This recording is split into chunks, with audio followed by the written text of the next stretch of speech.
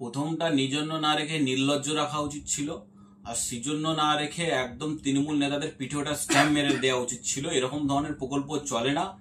যারা তোলাবাজি করে তাদেরকে তোলাবাজির টি শার্ট পরিয়ে দেওয়া উচিত, আর যারা দুঃখ কষ্টে আছে তাদের মধ্যে তাদের বেশিরভাগকে কর্মসংস্থান করে দেওয়া উচিত। পশ্চিমবাংলায় আজও পর্যন্ত মুখ্যমন্ত্রী কোনো কারখানার ফিতে কাটতে পারে না, খালি বন্ডে টাকা ধার নেয়, টাকা ধার নেয়, টাকা ধার নেয়। ধারের সরকার, ভিখারির সরকার, দেউলিয়া সরকারে পশ্চিমবঙ্গ সরকার চলছে, যেখানে ডিএ পাচ্ছে না সরকারি কর্মচারীরা, যেখানে ফ্রেশ রিক্রুটমেন্ট পাচ্ছে না, চুক্তিভিত্তিক কাজের মাধ্যমে মানুষের উপর উৎপীড়ন চলছে, অত্যাচার চলছে, সিভিক পুলিশের নামে তাদেরকে গুন্ডামি চালাচ্ছে তাদেরকে দিয়ে। আনিস খান যেখানে খুন হয়, যেখানে মুর্শিদাবাদ ঘটে, বকটুই ঘটে, দলুয়াখাকি ঘটে, সেখানে পশ্চিমবঙ্গ সরকার আজকে যে জায়গায় দাঁড়িয়ে আছে, এরা ক্ষমতায় থাকার নৈতিক অধিকার নেই। 26-এর আগেই যদি উনি পদত্যাগ করে দেন খুব ভালো হয়, নাহলে মানুষ 26 সালে ওনাকে বিদায় দিয়ে দেবে। ঠিক একদমই। তৃণমূল বারবার বলে যে আমি মুসলিমদের হয়ে কথা বলি, মুসলিমদের হয়ে ভোটে আমরা জিতি, কিন্তু আমরা দেখতে পাচ্ছি যে শামশেরগঞ্জের 83% মুসলিম 2011 সালের জনগণনার হিসাবে, অথচ 18ই জুলাই সিভিক ভলেন্টিয়ার নিয়োগে 7 জনের মধ্যে মাত্র 1 জন মুসলিম সদস্য আমরা দেখতে পেলাম। মুসলিমদের এই বৈষম্য কেন, এই বঞ্চনা কেন? মুসলিমরা যদি বেশি কাজ শিখে যায়, বেশি যদি পড়াশোনা শিখে যায়, যে বেশি যদি স্কুলিং এ এগিয়ে যায়, তাহলে ওনার হয়ে ঝান্ডাকে ধরবে, ডান্ডাকে বইবে, দেয়ালকে লিখবে, বোমকে মারবে, গুলিকে মারবে, গুলিকে খাবে। সুতরাং এইগুলোই তো উনি করাচ্ছেন। পশ্চিমবাংলার মুসলমানদের সাচার কমিটি রিপোর্ট নিয়ে একসময় উনি চেঁচামেচি করতেন, আজকে সেই রিপোর্টটা যদি বাস্তবায়িত হতো ঠিকঠাক ভাবে, তাহলে এই দুর্দশা হতো না। পশ্চিমবাংলার মানুষের কাছে ওয়াকফ বোর্ডটা যেমন দুর্নীতিগ্রস্ত, তেমনি পশ্চিমবঙ্গের প্রত্যেক কটা দপ্তর দুর্নীতিগ্রস্ত। এই দুর্নীতির গুণ উনি লাগিয়ে দিয়ে পশ্চিমবাংলাকে বেঁচে খেয়ে ফেলছে। একদিকে বিজেপি শাসিত রাজ্যে বাংলাদেশি তকমা বলে আটক, হেনস্থা, অপরদিকে সীমান্ত পেরিয়ে পশ্চিমবঙ্গে বাংলাদেশিদের অনুপ্রবেশ। 26-এ বিধানসভা ভোটের আগে যে চলছে বাংলায় রাজনীতিতে, কি বলবেন এই বিষয়ে? দেখুন, যদি অন্য রাজ্যে বাঙালি হেনস্থা হয় বাংলাদেশি নামে, এর জন্য পশ্চিমবঙ্গ সরকারই দায়ী। কারণ পশ্চিমবঙ্গ সরকারের বাংলাদেশ সীমান্ত প্রায় 11টা জেলা, এবং সেই জেলাগুলোতে দীর্ঘদিন ফেন্সিং নিয়ে একটা প্রবলেম আছে। রাজ্য সরকার জমি দেয় না, সেন্ট্রাল ফেন্সিং করতে চায়, বিএসএফ ফেন্সিং করতে চায়। উইদাউট ফেন্সিং কোনো যদি সেখানে তার কাঠের বেড়া যদি না থাকে, তাহলে সেখানে হচ্ছে এই ধরনের অনুপ্রবেশ ঘটে এবং ঘটেওছে। সুতরাং হচ্ছে পশ্চিমবঙ্গ সরকার এই জায়গাটা রাখছে কেন, যে সীমান্তে ওইভাবে ফেন্সিং থাকবে না, কেন সেন্ট্রালের সাথে কোঅপারেট করছে না। সুতরাং সেন্ট্রালের সাথে যদি কোঅপারেট করে তাহলে এই সমস্যাটা হতো না।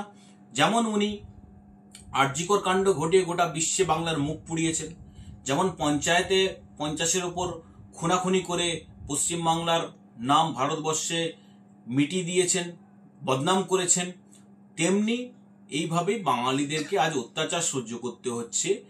বাঙালিদেরকে বাইরে লেবারের কাজ করতে যেতে হয়েছে, বাঙালিদেরকে বাইরে লোকের বাড়ির বাসন মাজতে যেতে হচ্ছে, লোকের ওখানে রাজমিস্ত্রির কাজ করতে যেতে হচ্ছে, কেরলে যেতে হচ্ছে, তামিলনাড়ুতে যেতে হচ্ছে, গুজরাটে যেতে হচ্ছে।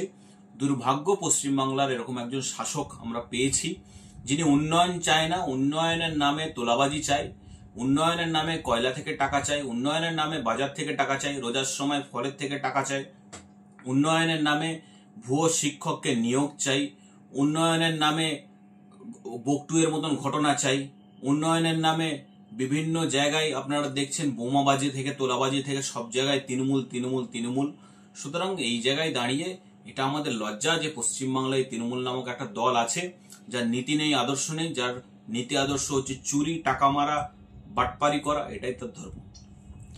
কিছু মাস আগে মুর্শিদাবাদের এক সভা থেকে আমরা দেখেছিলাম যে মাননীয় মুখ্যমন্ত্রী মমতা ব্যানার্জি বক্তব্য রাখেন যে যারা ওয়াকফ নিয়ে আন্দোলন করবে তারা যেন দিল্লিতে গিয়ে আন্দোলন করে। সেই মুখ্যমন্ত্রীকেই গত 2 দিন আগে আমরা দেখতে পেলাম যে কলকাতার রাজপথে আন্দোলন করছেন উড়িষ্যার, যাদেরকে বাংলাদেশি বলে হেনস্থা করা হয়েছে। প্রশ্ন এখানেই, তাহলে উনি দিল্লিতে গিয়ে কেন আন্দোলন করছেন না উড়িষ্যার? দেখুন, দিল্লি গিয়ে উনি কি আন্দোলন করবেন? উনি একবার আন্না হাজারেকে নিয়ে দিল্লিতে একটা মিটিং ডেকেছিলেন, সেই মিটিং এ 50-এর বেশি লোক হয়নি। সেই মিটিং শুরু করতে না করতে ওনাকে রিটার্ন চলে আসতে হয়েছিল। কেডি সিং, অ্যালকেমিস্টের মালিক, চিটফান্ডের মালিক, তাকে উনি উত্তর ভারত দেখার জন্য দায়িত্ব দিয়েছিলেন। সুতরাং এইসব ইতিহাস যারা জানে, তারা মমতা ব্যানার্জিকে চেনে, জানে, তারা মমতা ব্যানার্জির চরিত্র সম্পর্কে জানে, রাজনৈতিক চরিত্র যে কতটা নিম্নমানের সেটা জানে। দুর্ভাগ্যবশত পশ্চিমবাংলার মানুষ এখনো পর্যন্ত দয়া ভিক্ষার দানে অনেকে ভোট দিয়ে দেয়। এই দিনটা যেদিন আসবে যে দয়া ভিক্ষার জন্য কেউ ভোট দেবে না, কাজের জন্য ভোট দেবে, ভাতের জন্য ভোট দেবে, সেদিন মমতা ব্যানার্জি আর থাকবে না। আমরা দেখেছি যে বারবার ভোট আসার আগে রাজনৈতিক দলেরা কিছু সাধারণ মানুষের ভোট নেওয়ার জন্য বারবার কাজ করে চলে। আমরা দেখলাম যে মুখ্যমন্ত্রী দুটো প্রকল্প বার করেছেন অর্থনৈতিকভাবে দুর্বল এবং পিছিয়ে থাকা মানুষের জন্য। প্রথম প্রকল্পটির নাম নিজন্য এবং দ্বিতীয় প্রকল্পটির নাম সুজন্য। কি বলবেন এই বিষয়ে? প্রথমটা নিজন্য না রেখে নির্লজ্জ রাখা উচিত ছিল, আর সেজন্য না রেখে একদম তৃণমূল নেতাদের পিঠে ওটা স্ট্যাম্প মেরে দেওয়া উচিত ছিল। এরকম ধরনের প্রকল্প চলে না। যারা তোলাবাজি করে তাদেরকে তোলাবাজির টি শার্ট পরিয়ে দেওয়া উচিত, আর যারা দুঃখ কষ্টে আছে তাদের মধ্যে তাদের বেশিরভাগকে কর্মসংস্থান করে দেওয়া উচিত। পশ্চিমবাংলায় আজও পর্যন্ত মুখ্যমন্ত্রী কোনো কারখানার ফিতে কাটতে পারে না, খালি বন্ডে টাকা ধার নেয়। ধারের সরকার, ভিখারির সরকার, দেউলিয়া সরকারে পশ্চিমবঙ্গ সরকার চলছে, যেখানে ডিএ পাচ্ছে না সরকারি কর্মচারীরা, যেখানে ফ্রেশ রিক্রুটমেন্ট পাচ্ছে না, চুক্তিভিত্তিক কাজের মাধ্যমে মানুষের উপর উৎপীড়ন চলছে, অত্যাচার চলছে, সিভিক পুলিশের নামে তাদেরকে গুন্ডামি চালাচ্ছে তাদেরকে দিয়ে। আনিস খান যেখানে খুন হয়, যেখানে মুর্শিদাবাদ ঘটে, বকটুই ঘটে, দলুয়াখাকি ঘটে, সেখানে পশ্চিমবঙ্গ সরকার আজকে যে জায়গায় দাঁড়িয়ে আছে, এরা ক্ষমতায় থাকার নৈতিক অধিকার নেই। 26-এর আগেই যদি উনি পদত্যাগ করে দেন খুব ভালো হয়, নাহলে মানুষ 26 সালে ওনাকে বিদায় দিয়ে দেবে। ঠিক একদমই। তৃণমূল বারবার বলে যে আমি মুসলিমদের হয়ে কথা বলি, মুসলিমদের হয়ে ভোটে আমরা জিতি, কিন্তু আমরা দেখতে পাচ্ছি যে শামশেরগঞ্জের 83% মুসলিম 2011 সালের জনগণনার হিসাবে, অথচ 18ই জুলাই সিভিক ভলেন্টিয়ার নিয়োগে 7 জনের মধ্যে মাত্র একজন মুসলিম সদস্য আমরা দেখতে পেলাম।